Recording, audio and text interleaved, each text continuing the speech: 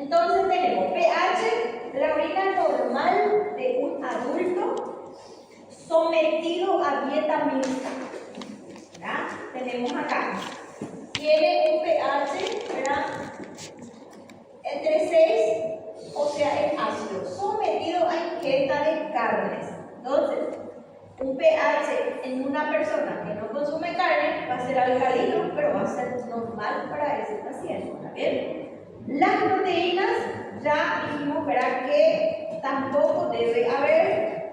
Glucosa, ya vimos también, ¿verdad?, que es cuando supera los valores normales en sangre, entonces marca glucosuria.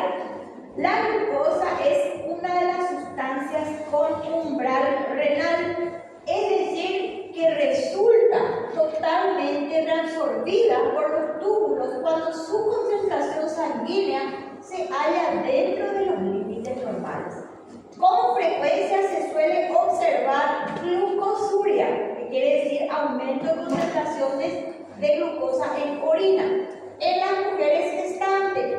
Tal sería la consecuencia de una disminución del umbral renal para la reabsorción de la glucosa. Entonces ahí tenemos ¿qué cosa? La diabetes gestacional, ¿verdad? El umbral renal sería la capacidad normal de la función del glomérulo.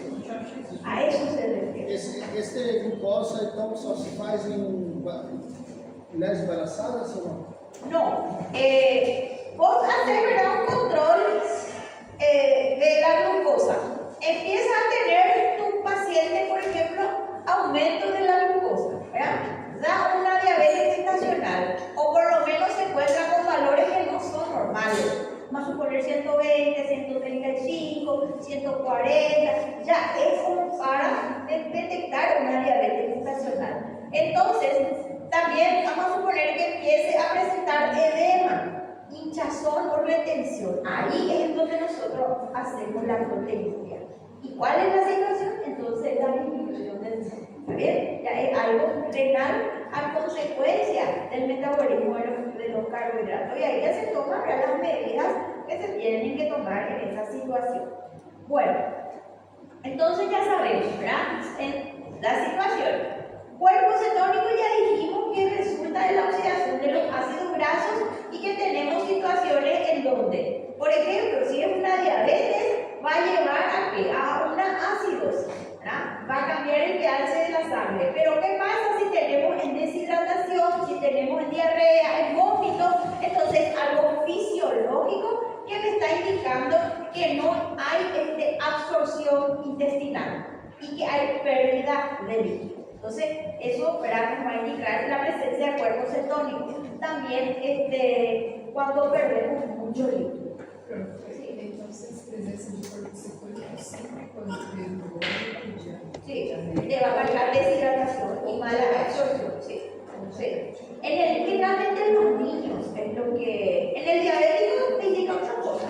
Pero cuando vos tenés, por ejemplo, un niño y te marca su orina cuerpo cetónico, ahí ya detectas que está teniendo mala absorción o una deshidratación. Y el diagnóstico cuerpo cetónico indica que. Y ya te indica que hay un problema ya en cuanto a mantener el pH. Claro, ahí ya te indica que hay. Vieron que en el diabético, ¿qué cosa? No se puede usar la glucosa, ¿verdad? Por la falta de insulina. Entonces, el organismo en compensación a eso empieza a quemar grasa. Claro, tratando de usar, ¿verdad?, el ATP del organismo, pero ¿qué pasa? Tampoco se puede usar los cuerpos cetónicos. ¿Entienden? Entonces, por eso es lo que hay una gran cantidad. Ahora, si por ejemplo ustedes estamos haciendo, vamos a suponer que estamos haciendo ayuno intermitente. Yo tengo 16 horas de ayuno. Entonces, si me hago una orina, mi orina va a estar llena de cuerpo cetónico. ¿Por qué? Porque yo estoy quemando esa gordura. ¿Entienden? Entonces, ahí en ese paso es fisiológico, es normal. Bueno, los derivados biliares ya dijimos también que son, ¿verdad?, que provienen de la bilirrubina, ¿verdad? Después tenemos sangre, la presencia de hematíes intactos en la orina. Estos hematíes, como les dije, pueden estar. Si encontramos nosotros hematíes frescos, es señal o signo de que hay una lesión del tejido, que puede estar dado, casi siempre está dado por la presencia de litiasis, ¿verdad? ¿Cómo se llama? De cálculos, de piedras. Generalmente causa eso, ¿verdad? O también puede ser alguna, cuando hay, por ejemplo, también una deshidratación, cuando el riñón no tiene mucha agua como para filtrar, entonces, ¿qué es lo que hace?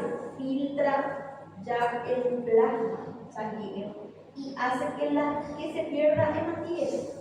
¿Por qué? Porque arrastra, ¿verdad? Hematíes. Mas uma deshidratação severa. Así mismo. Entonces vamos a encontrar probablemente, pero no vamos a encontrar siempre, vamos a encontrar 4, 5, 6. Pero cuando hay muchos hematíes y cuando ya tenemos hematuria, entonces es lesión.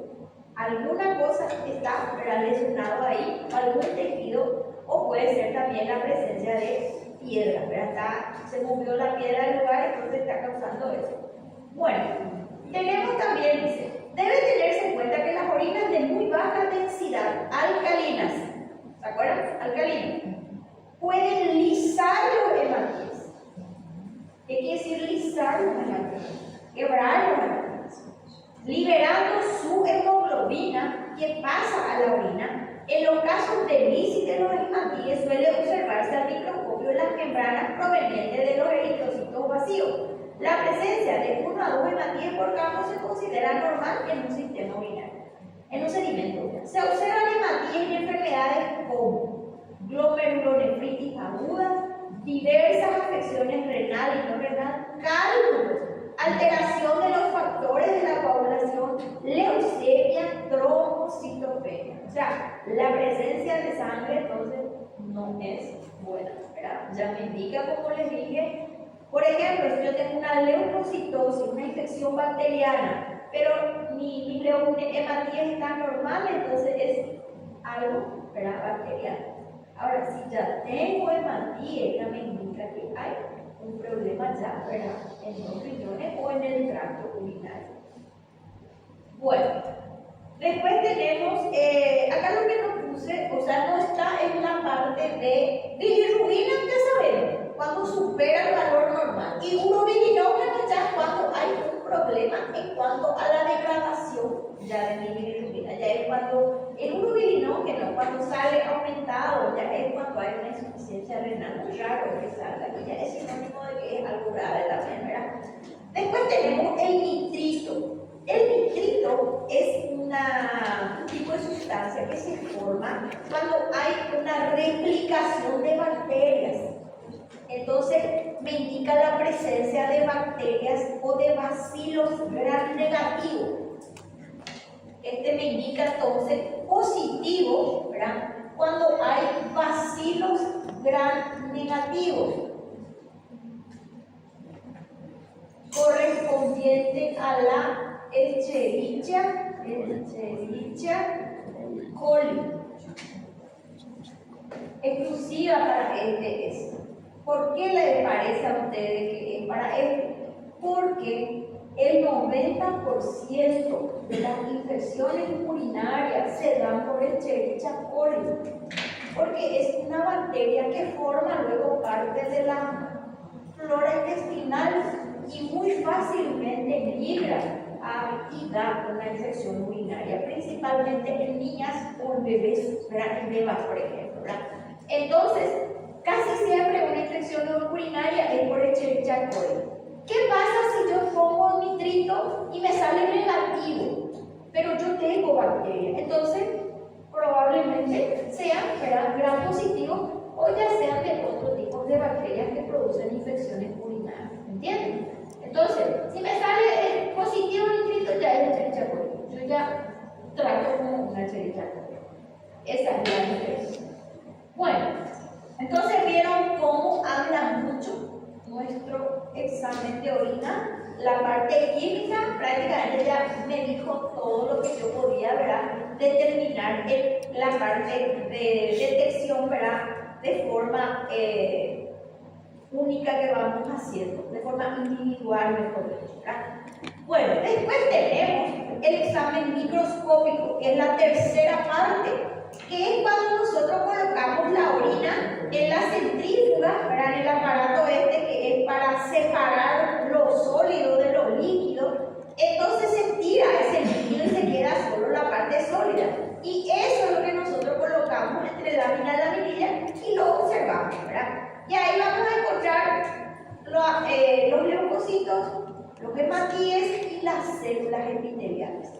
Entonces, encontrar 2 a 4 leucocitos es normal. Encontrar 2 a 4 hematíes puede ser normal, por ejemplo, en una orina de una mujer, ¿verdad? Ahora, encontrar más de 5, más de 10, ya es algo. La presencia aumentada, entonces ya me indica algo, ¿verdad? Plaquetas, gente, solamente tenemos en sangre, ¿verdad? Plaquetas no forman parte de ningún otro fluido, ¿está bien? No lo vamos a medir ni encontrar, solamente en la sangre. Eso les aclaro nomás para que no se confundan.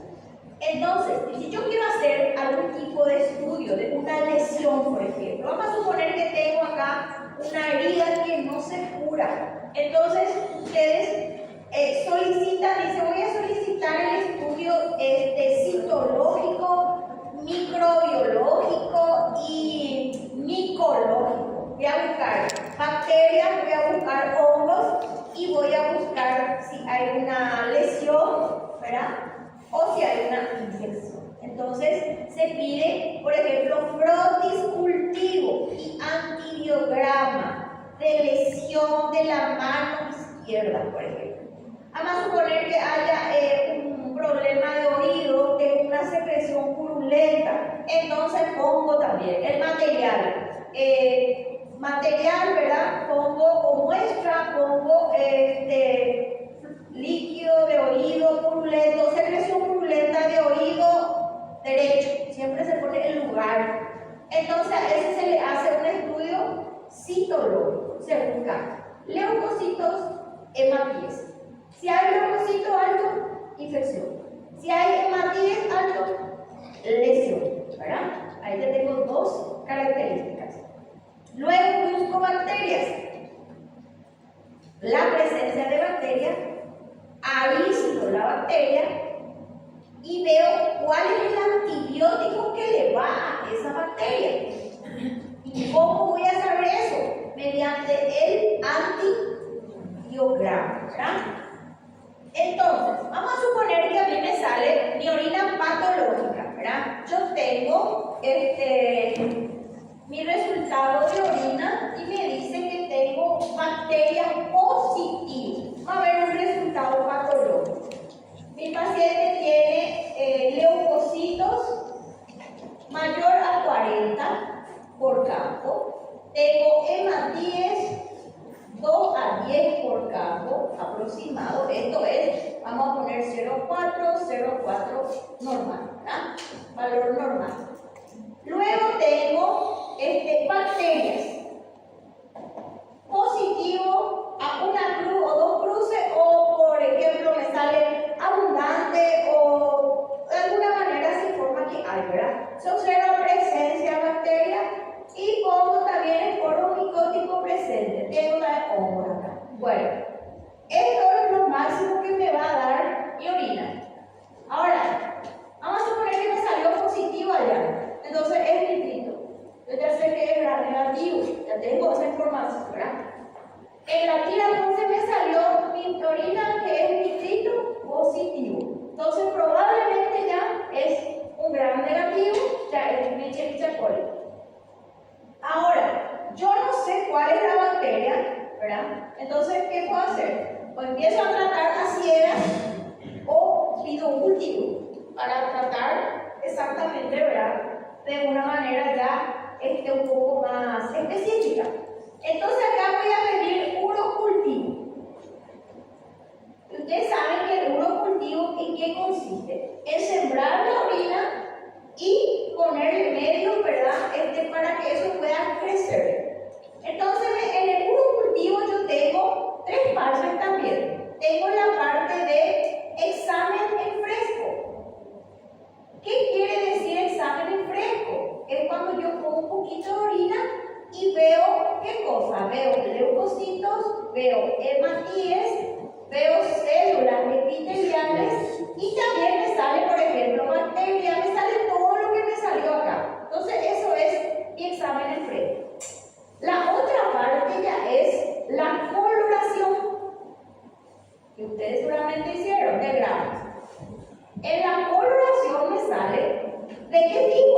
bacterias, ¿verdad? Si es vacío, si es coco, si es diplococo, si es positivo, si es negativo. Vamos a poner bacilo gram negativo, por ejemplo, gram negativo. Entonces, luego viene el cultivo. Después de 24 horas, 48 horas, me sale el cultivo. Acá pongo el tipo, Escherichia coli. ¿Verdad? Luego hago el antibiograma. ¿Y qué es el antibiograma? Es donde yo busco, ¿verdad?, los tipos de antibióticos que van a atacar esto acá, porque está la resistencia, ¿verdad? Entonces en el antibiograma se buscan los antibióticos que son sensibles y los que son resistentes. ¿Qué quiere decir? Por ejemplo, yo tengo acá, vamos a suponer que yo tengo acá ciprofloxacina. Ciprofloxacina, tengo ¿qué otro? A ver.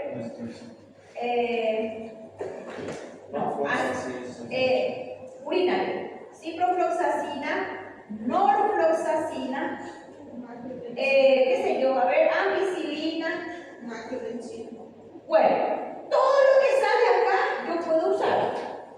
Ahora, ¿qué pasa si pongo acá resistente? Amoxicilina, por ejemplo. Después nitrofurantoína, vamos a suponer, ¿verdad? Ahí, entonces lo que me sale acá no tengo que usar, ¿entienden?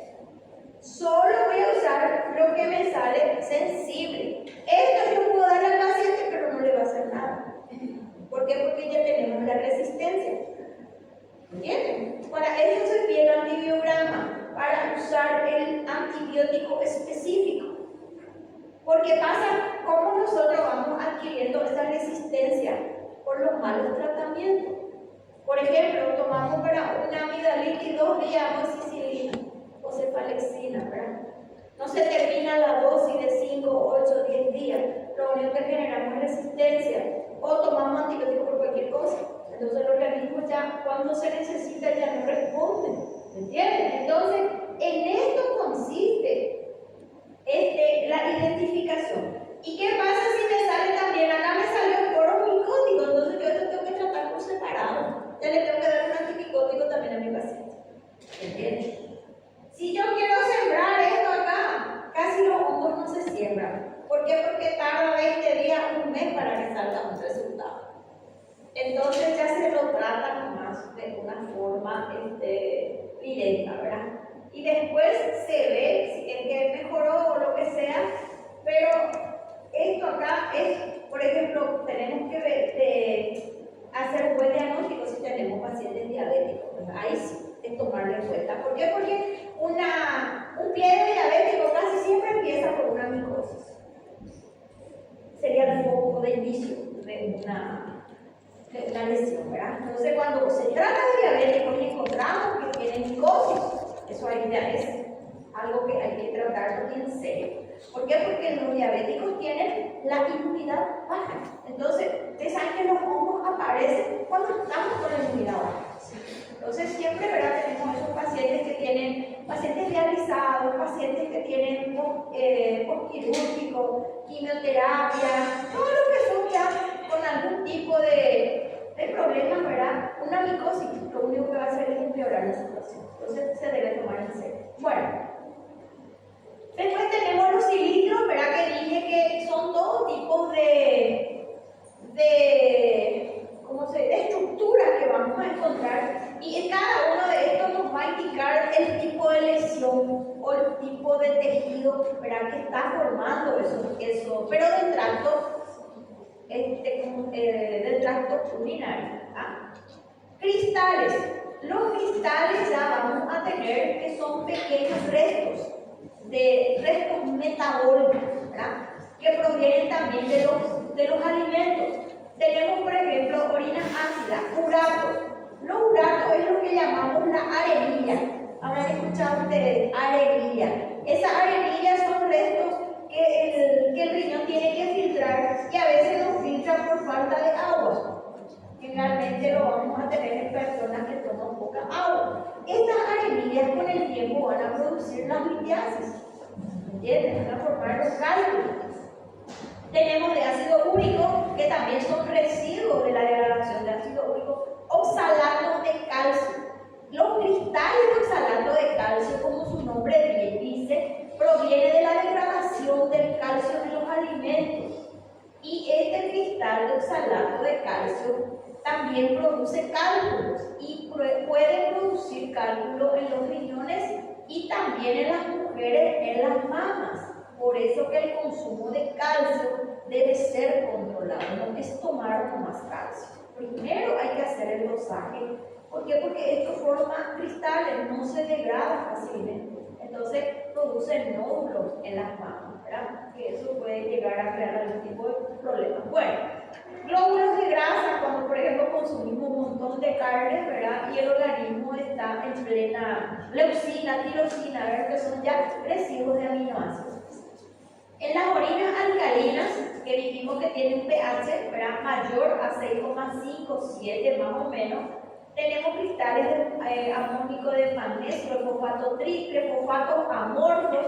Este fosfato amorfo es lo mismo que uratos. Urato se llama en orina ácida y fosfato se llama en orina alcalina. La presencia de arenilla, ¿está bien? Después tenemos cuerpos extraños. Acá tenemos, por ejemplo, espermios, ¿verdad?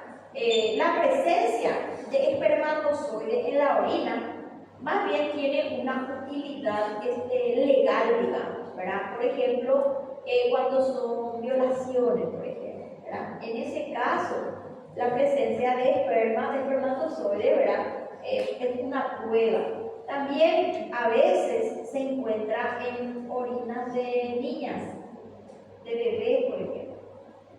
Y eso tenemos que informar, ¿verdad? ¿Por qué? Porque es una violación y pasa.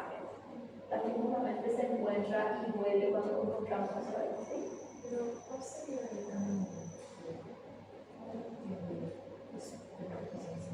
Porque queda en la zona por arrastre, ¿entendés? Porque el que le está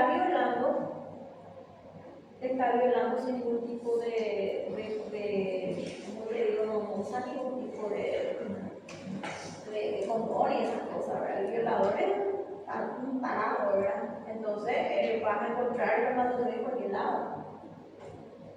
Entonces es una prueba, es una muestra. Ustedes, por ejemplo, si tienen una causa, le cae una niña y ven que encuentran algo raro, rápidamente van a mandar la orina, ¿verdad? Para hacer su análisis y ahí les va a salir que tiene espermatozoide. A veces también se hace un análisis y sale espermatozoide, ¿verdad? La mamá no sabe. O sea, es una prueba que se usa y que les puede salir, les puede venir en un resultado y ahí ¿qué hago? Por supuesto que hay que comunicar. Ese tiene todo un trasfondo legal porque hay que ir a declarar a la fiscalía, hay que contar al director. No, es una situación que no se imagina. Y después termina que el violador era el tío o el padrastro y termina nada. O sea, mucho para nada. Pero bueno, ya cumplimos por nuestra parte, nosotros de informar. Después tenemos bacterias, ¿verdad? Que dijimos, y parásitos. Podemos encontrar parásitos, ¿verdad?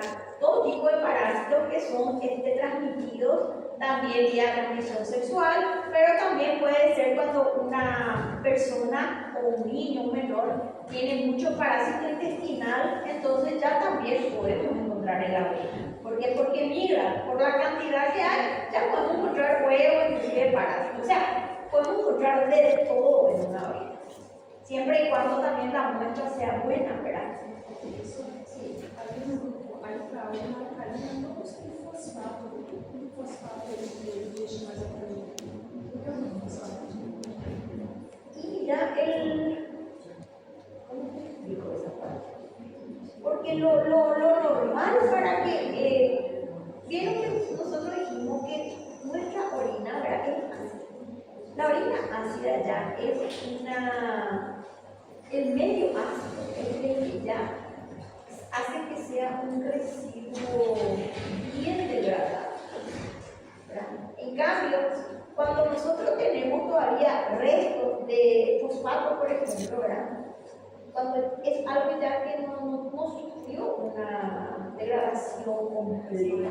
Claro, porque no es el lugar en donde nosotros. Claro, así mismo. Es eso. Bueno, después tenemos elementos celulares que ya dijimos, ¿verdad? Células epiteliales planas, se observan orinas normales.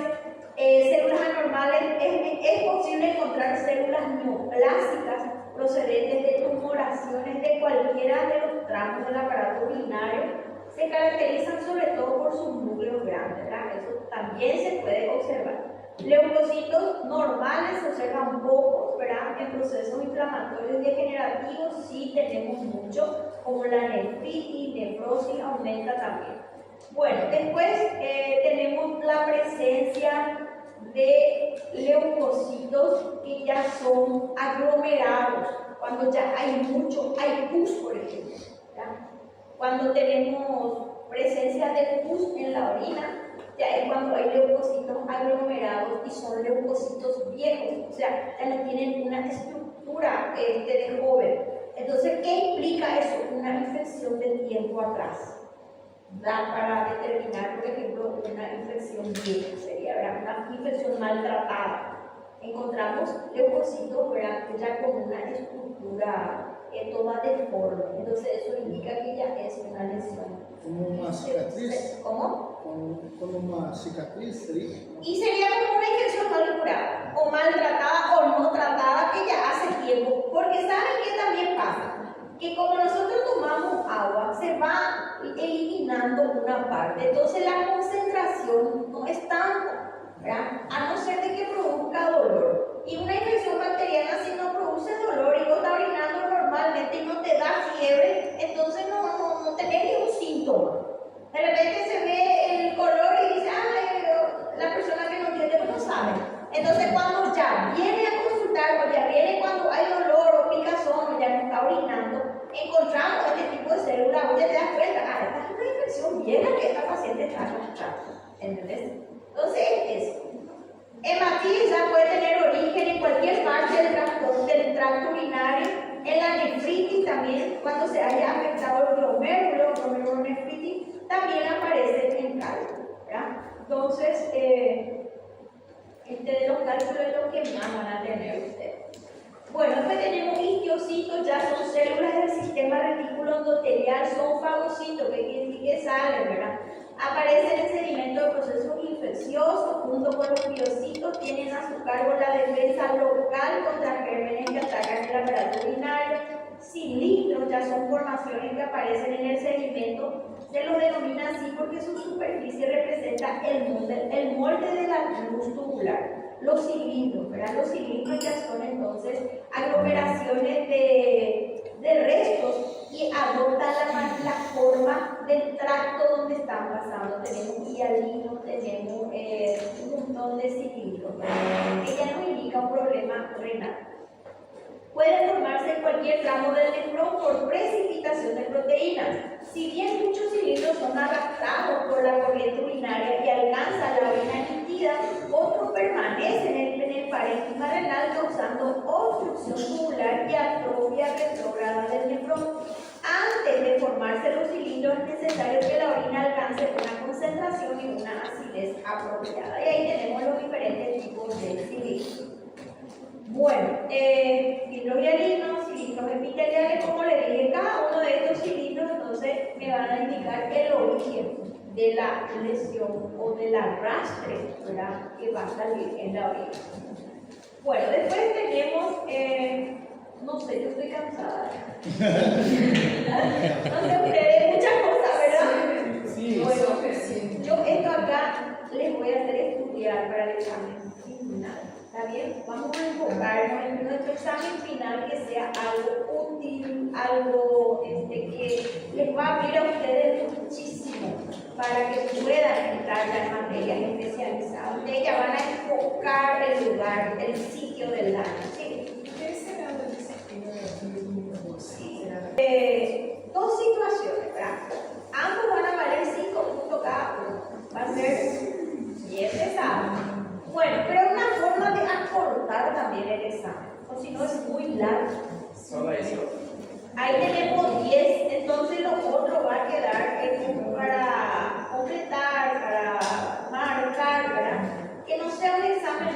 denso.